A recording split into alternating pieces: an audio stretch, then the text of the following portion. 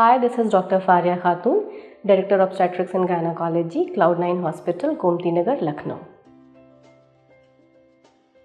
Hymenectomy is basically a surgical procedure which involves the partial removal or cutting of the hymen, which is a thin membrane covering the opening of the vagina. So hymenectomy is basically needed if you are having certain problems like your menstrual blood is not able to come out because your hymen is closed, or you are not able to be comfortable in your sexual activity, or there can be some medical and cultural beliefs also because of which hymenectomy is done. So basically the advantages of doing hymenectomy is that it will relieve you from this discomfort of obstruction.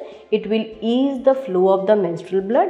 It will facilitate you to have a normal sexual life with your partner, and plus if you were having any pain or discomfort, then it can also relieve that.